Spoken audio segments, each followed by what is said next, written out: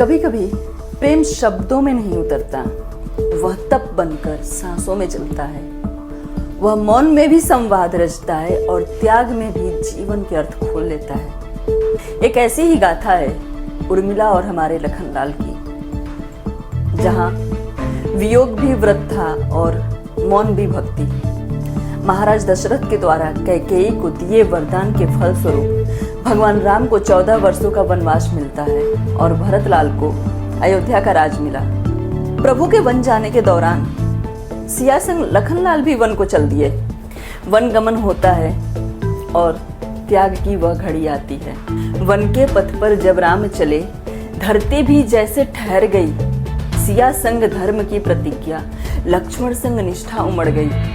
सब अपने अपने धर्म और अपनी अपनी निष्ठा का निर्वाह करने लगे थे। उस वक्त राजमहल के कक्षों में गूंज उठा था एक सन्नाटा। अयोध्या के दीप बुझ गए तब जब त्याग ने प्रेम को पहचाना। उर्मिला द्वार पर खड़ी रही, नयन झुके थे पर मन अडिग। सामने स्वामी पर दूर क्षितिज, हृदय में विरह का निर्गुण संगीत लिए। ना रोई ना वह कुछ बोली, पर मौन उसका व्रत बन गया। जहां शब्द भी असमर्थ हुए, वहां मौन ने प्रेम रच दिया। भगवान राम लक्ष्मण और सिया सहित सबसे आज्ञा मांगते हैं। विदा का वो क्षण भी आता है और आज इस विदा के क्षण में उर्मिला के प्रेम का परीक्षण था। लक्ष्मण विदा मांगने उर्मिला के समक्ष प्रस्तुत हुए और कहा, धर्म ही जीवन है मेरा देवी। उर्मिला ने बस मुस्कुरा कर कहा, धर्म मेरा भी है तेरा। लेकिन ना कोई रोष, ना आग्रह, ना बंधन की कोई बात। वह जानती थी सच्चा प्रेम बांधता नहीं है, वह मुक्त करता है हर बार। इसलिए उसके नयन नहीं रोए पर आंसू बन गया तप। हर सांस में वह जपती रही लक्ष्मण नाम जप, धर्म स्वरूप रच। जिस प्रेम में वियोग की भी पूजा हो, वही तो अर्चना कहलाए। जहाँ प्रतीक्षा भी परवश ना हो, वही तो सच्चा प्रेम कहलाए। 14 वर्षों तक लखनलाल जी भगवान राम और सिया के प्रहरी बने रहे और इधर अयोध्या में 14 वर्ष तक उर्मिला का मौन का वनवास चला था। 14 वर्षों तक चंद्र खिले, 14 बार वर्षा आई, पर उर्मिला ने ना पत्र लिखा, ना कोई दूत विदा कराई, क्योंकि वह जानती थी प्रेम को प्रमाण नहीं चाहिए, सच्चे संबंधों को दूरी नहीं श्रद्धा चाहिए। मौन उसका नहीं दुर्बल था, वह ध्यान की गहराई थी। हर रात्रि वह दीप जलाती, पर लौ में विरह नहीं बस साधना थी। लक्ष्मण बने रहे वन के प्रहरी, धनुष लेकर धर्म के संग। और अयोध्या में उर्मिला रही मन की प्रहरी, त्याग के प्रखर रंग। 14 वर्षों की वनवास की अवधि पूरा होती है। भगवान राम रावण सहित अन्य सभी राक्षसों का वध करके लंका से सीता महारानी जी को छुड़ाकर अयोध्या आते हैं लखनलाल संग। और उस वक्त लक्ष्मण और उर्मिला के भी पुनर्मिलन का अमर क्षण आया।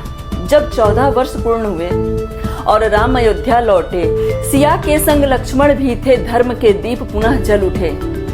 उर्मिला वहीं खड़ी रही, नैनों में था संयम का सागर। ना रोई ना मुस्काई, बस बाणी में था गूढ़ागर।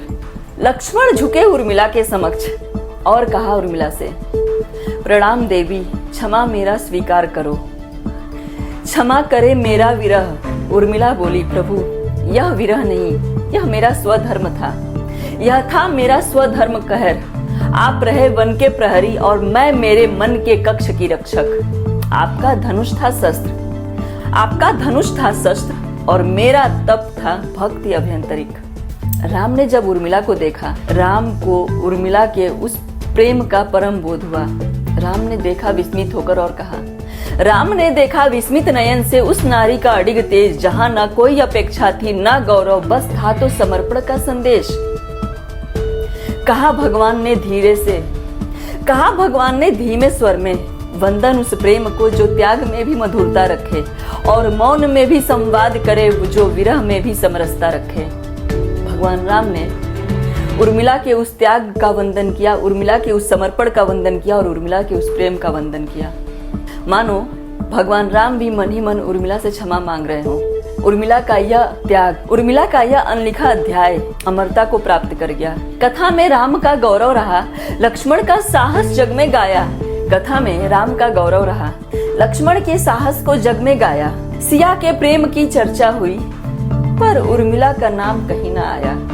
फिर भी उसका मान हर जगह छाया। वह प्रेम नहीं जो दिखे जग में, वह ज्योति जो अंतर में जलती। उर्मिला का प्रेम वह दीप है जो कभी न बुझती, बस पलती रहती।